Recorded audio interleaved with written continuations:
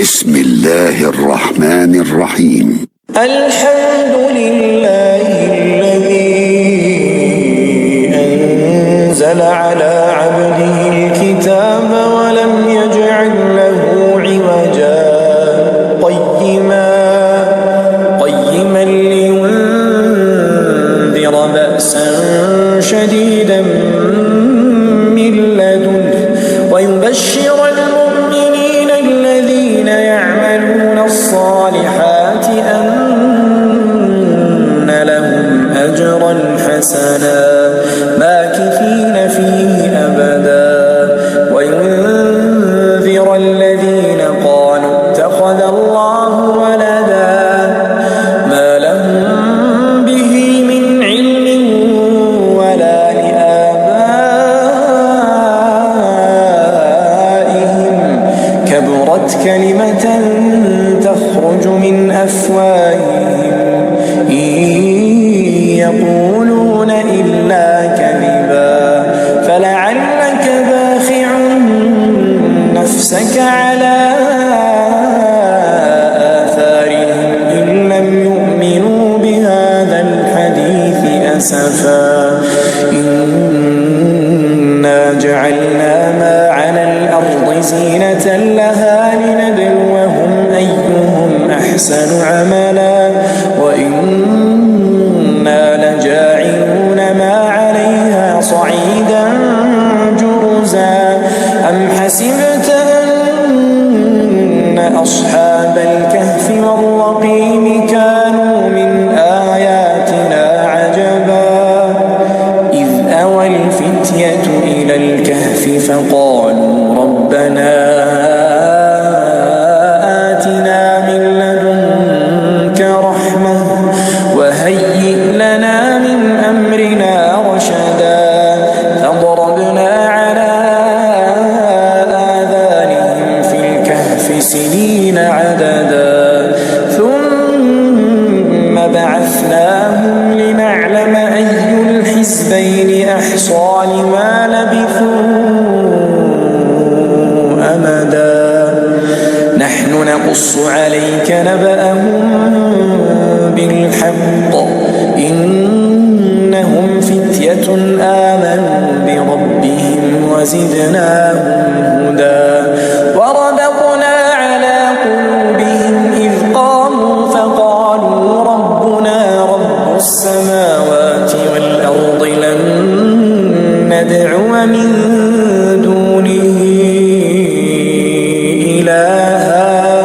لقد قلنا إذا شططا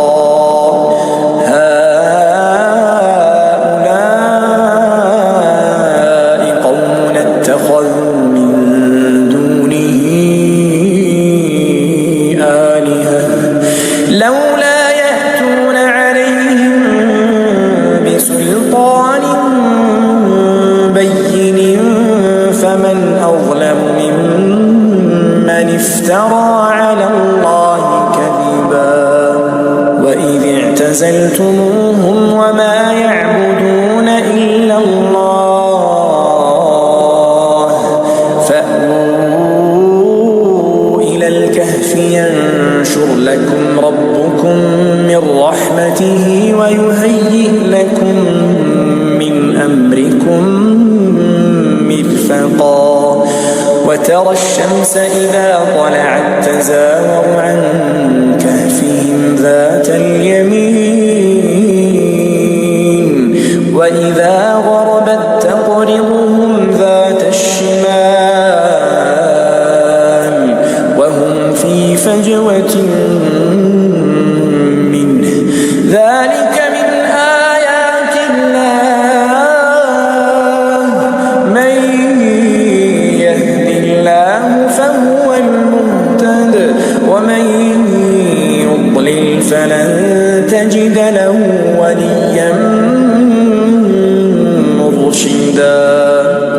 وتحسبهم أيقاظا وهم رقود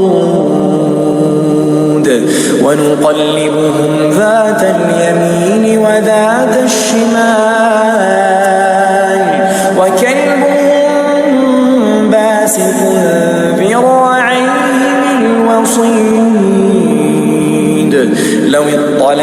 عليهم لوليت منهم فرارا ولملئت منهم رعبا وكذلك بعثناهم ليتساءلوا بينهم قال قائل منهم كم لبثتم قالوا لبثنا يوما أو بعض يوم قالوا ربكم أعلم بما لبثتم فابعثوا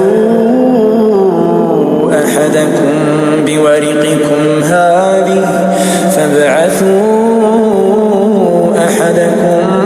بورقكم هذه إلى المدينة فلينظر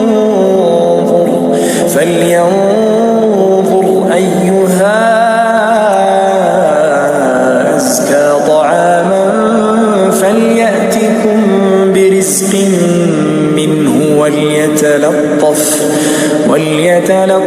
ولا يشعرن بكم أحدا إنهم إن يظهروا عليكم يرجموكم أو يعيدوكم في ملتهم ولن تفلحوا إذا أبدا وكذلك أعثرنا عليهم ليعلموا أن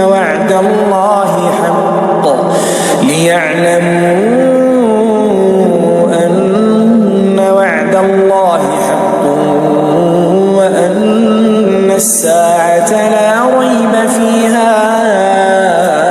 إذ يتنازعون بينهم أمرهم فقالوا ابنوا عليهم بنيانا ربهم أعلم بهم قال الذين غلبوا على أمرهم لنتخذن عليهم مسجدا سيقولون ثلاثة رابعهم كلبهم ويقولون خمسة سادسهم كلبهم رجما بالغيب ويقولون سبعة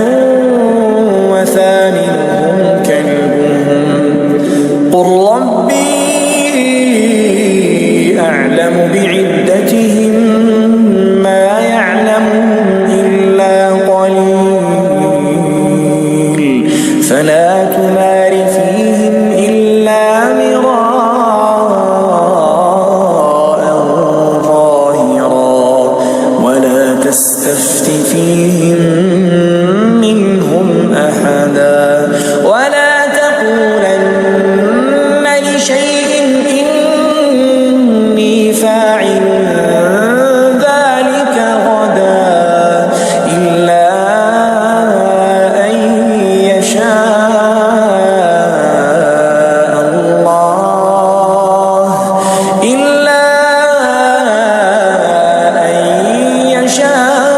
يشاء الله واذكر ربك إذا نسيت وقل عسى أن يهديني ربي لأقرب من هذا رشدا ولبثوا في كهفهم 300 سنين وازدادوا 9 قل الله أعلم بما لبثوا له غيب السماوات والأرض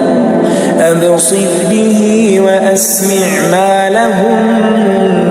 من دونه من ولي ولا يشرك في حكمه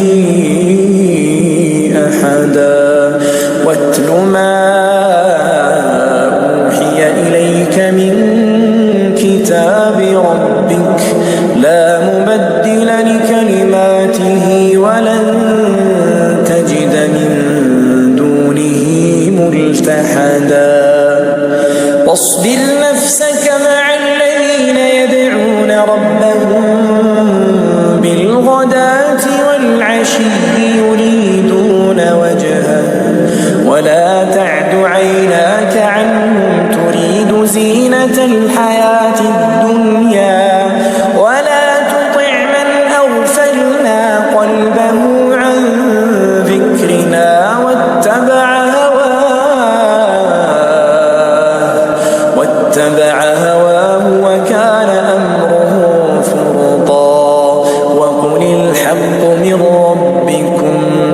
فمن شاء فليؤمن ومن شاء فليكفر إنا أعتدنا للظالمين نارا أحاط بهم سرادقها وإن يستغيثوا يغاثوا بماء كالمهل يشوي الوجوه بئس الشراب وساءت مرتفقا إن الذين آمنوا وعملوا الصالحات إنا لا نضيع أجر من أحسن عملا أولئك لهم جنات عدن تجري من تحتهم الأنهار يحلون فيها من أساور من ذهب ويلبسون ثيابا خضرا من سندس واستبرق متكئين فيها على الأرائك نعم الثواب وحسنت مرتفقا واضرب لهم مثلا الرجلين جعلنا لأحدهما جنتين من أعناب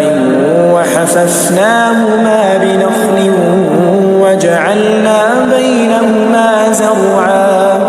كلتا الجنتين آتت أكلها ولم تظلم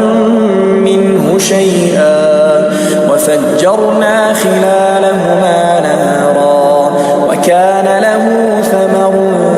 فقال لصاحبه وهو يحاوره أنا أكثر منك مالا وأعز نفرا ودخل جنته وهو ظالم لنفسه قال ما أظن أن تبيد هذه أبدا وما أظن الساعة قائمة ولئن رددت إلى ربي لأجدن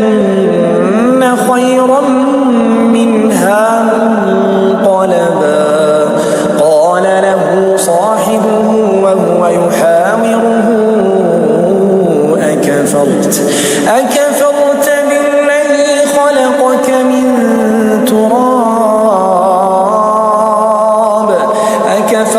بالذي خلقك من تراب ثم من نطفة ثم سواك رجلا لكن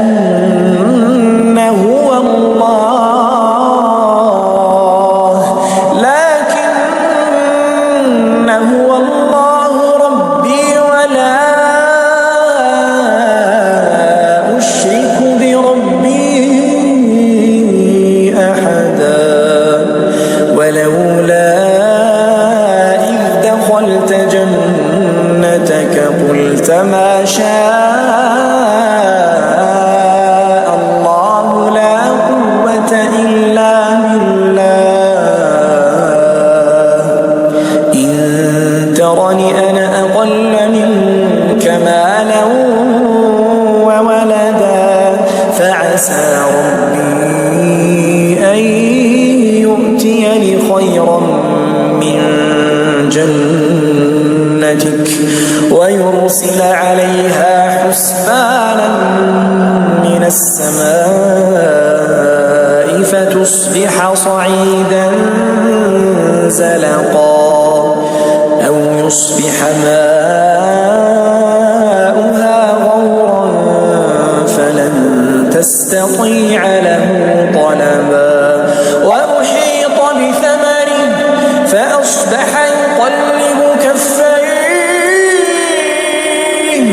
فأصبح يقلب كفيه على ما أنفق فيها وهي خاوية على عروشها ويقول يا ليتني لم أشرك بربي أحدا ولم تكن له فئة ينصرونه من دون الله وما كان منتصرا هنالك الولاية لله الحق هو خير ثوابا وخير عقبا واضرب لهم مثل الحياة الدنيا كماء إن أنزلناه من السماء فاختلط به نبات الأرض فأصبح هشيما تذروه الرياح وكان الله على كل شيء مقتدرا المال والبنون زينة الحياة الدنيا والباقيات الصالحات خير عند ربك ثوابا وخير أملا ويوم نسير الجبال وترى الأرض بارزة وحشرناهم فلم نغادر منهم أحدا وعرضوا على ربك صفا لقد جئتمونا كما خلقناكم أول مرة بل زعمتم أن لن نجعل لكم موعدا ووضع الكتاب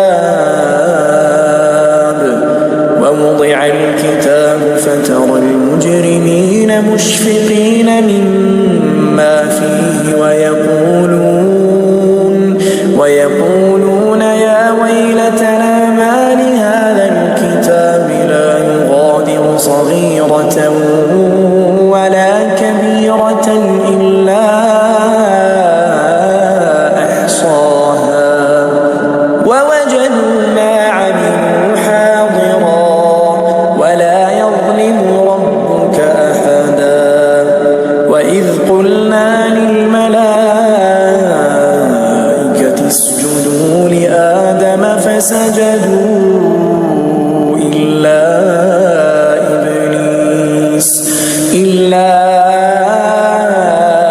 إبليس كان من الجن ففسق عن أمر ربه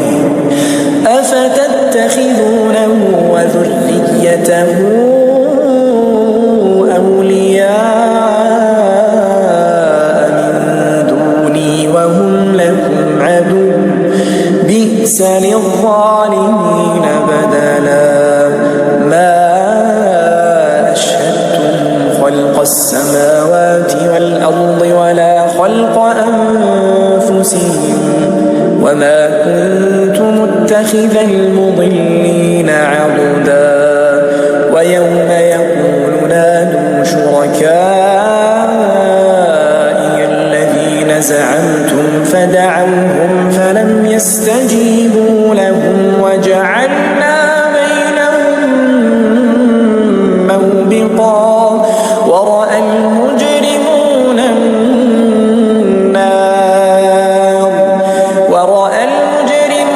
النار فظنوا أنهم واقعوها ولم يجدوا عنها صرفنا في هذا القرآن للناس من كل مثل وكان الإنسان أكثر شيء جدلا وما منع الناس أن يؤمنوا إذ جاءهم الهدى ويستغفروا ربهم إلا أن تأتيهم سنة الأولين أو يأتيهم العذاب قبلا وما نرسل المرسلين إلا مبشرين ومنذرين ويجادل الذين كفروا بالباطل ليدحضوا به الحق واتخذوا آياتي وما أنذروا هزوا ومن أظلم ممن ذكر بآيات ربه فأعرض عنها ونسي ما قدمت يداه إنا جعلنا على قلوبهم أكنة أن يفقهوه وفي آذانهم وقرا وإن تدعهم إلى الهدى فلن يهتدوا إذا أبدا وربك الغفور ذو الرحمة لو يؤاخذهم بما كسبوا لعجل لهم العذاب بل لهم موعد لن يجدوا من دونه موئلا وتلك القرى أهلكناهم لما ظلموا وجعلنا لمهلكهم موعدا وإذ قال موسى لفتاه لا أبرح حتى أبلغ مجمع البحرين أو أمضي حقبا فلما بلغا مجمع بينهما نسيا حوتهما فاتخذ سبيله في البحر سربا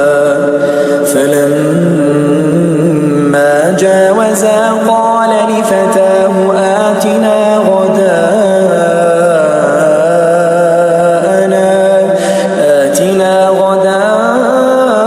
غداءنا لقد لقينا من سفرنا هذا نصبا قال أرأيت إذ أوينا إلى الصخرة فإني نسيت الحوت وما أنسانيه إلا الشيطان أن أذكره واتخذ سبيله في البحر عجبا قال ذلك ما كنا نبغ فارتدا على آثارهما قصصا فوجدا عبدا من عبادنا آتيناه رحمة من عندنا وعلمناه من لدنا علما قال له موسى هل أتبعك على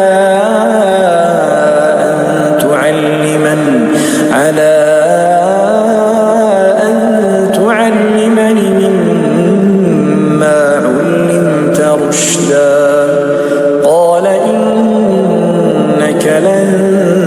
تستطيع معي صبرا وكيف تصبر على ما لم تحط به خبرا قال ستجدني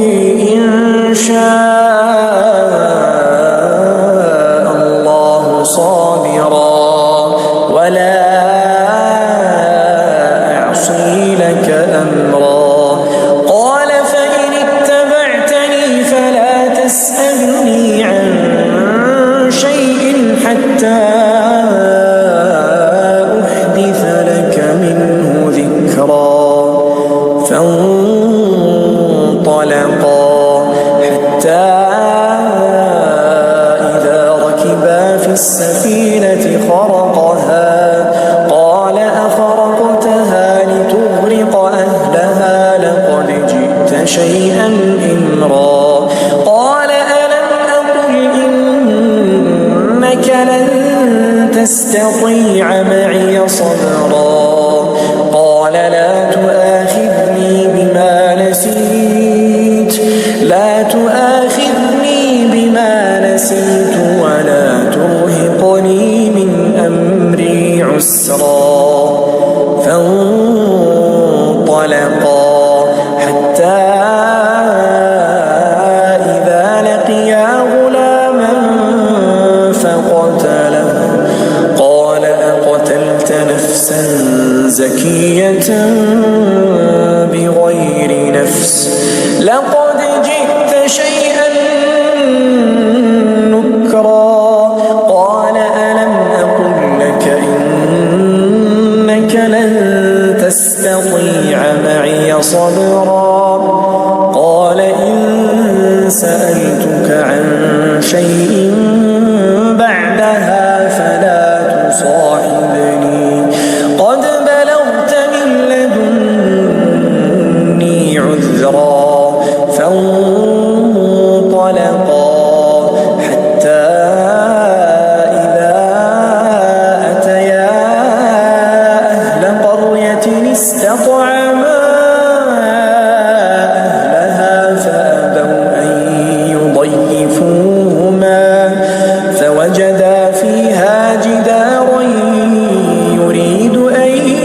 ينقض فأقامه قال لو شئت لاتخذت عليه أجرا قال هذا فراق بيني وبينك سأنبئك بتأويل ما لم تستطع عليه صبرا أما السفينة فكانت لمساكين يعملون في البحر فأردت أن أعيبها وكان وراءهم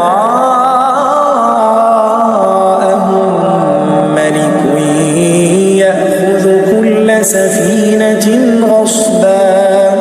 وأما الغلام فكان أبواه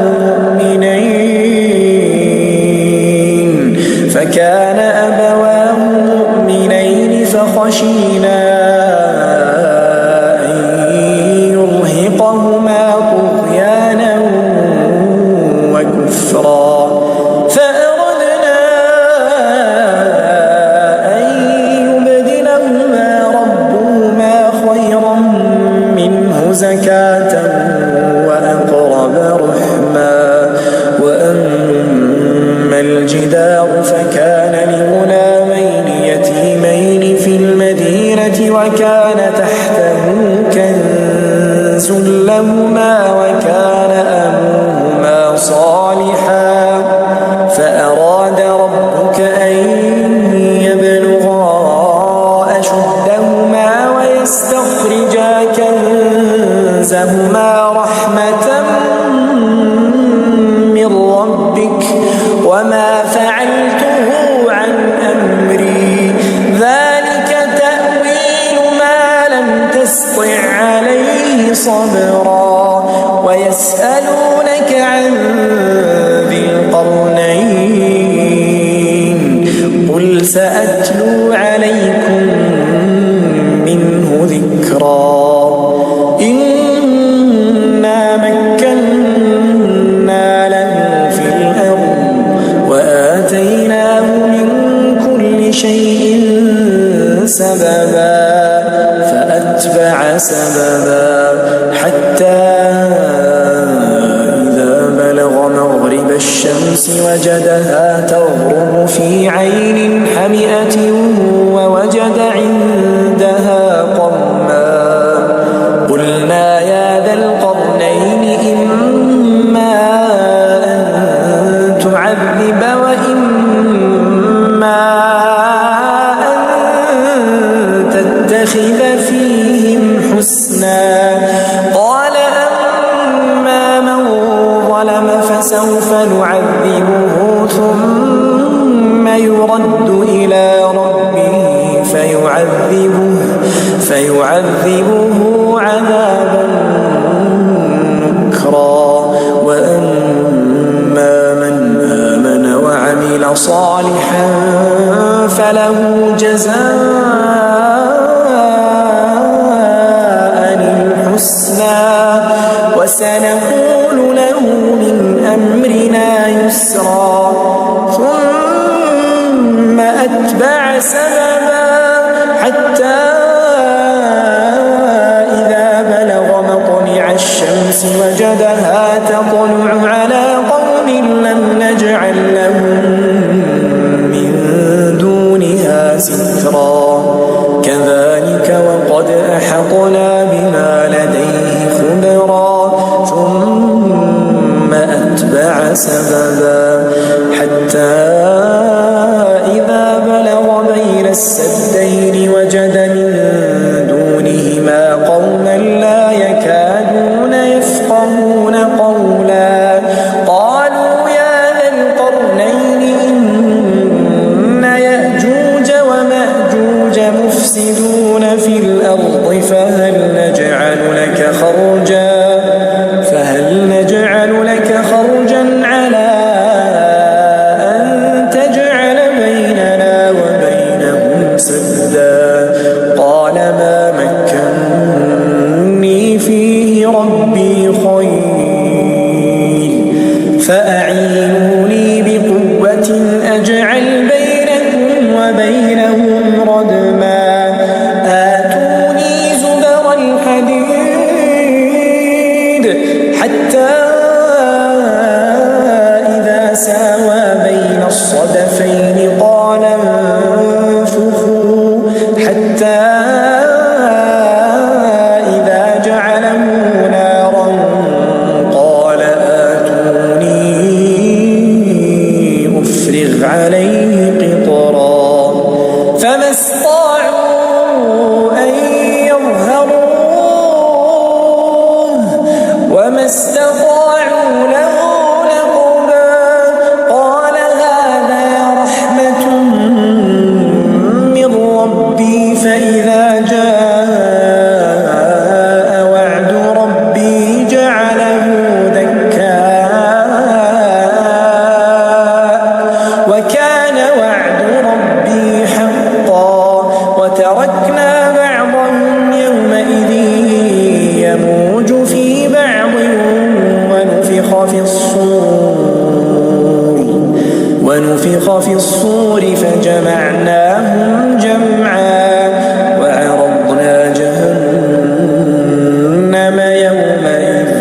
وعرضنا جهنم يومئذ للكافرين عرضا الذين كانت أعينهم في غطاء عن ذكري وكانوا لا يستطيعون سمعا أفحسب الذين كفروا أن يتخذوا عبادي من دوني أولياء إنا أعتدنا جهنم للكافرين نزلا قل هل ننبئكم بالأخسرين أعمالا الذين ضل سعيهم في الحياة الدنيا وهم يحسبون أنهم يحسنون صنعا أولئك الذين كفروا بآيات ربهم ولقائه فحبطت أعمالهم فلا نقيم لهم يوم القيامة وزنا ذلك جزاؤهم جهنم بما كفروا واتخذوا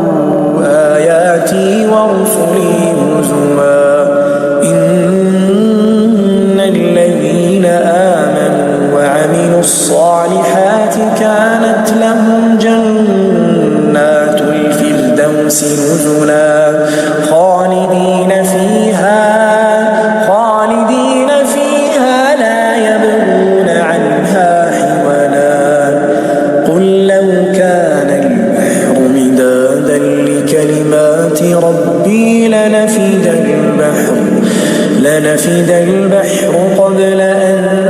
تنفد كلمات ربي ولو جئنا بمثله مددا قل إنما أنا بشر مثلكم يوحى إلي أنما إلهكم إله واحد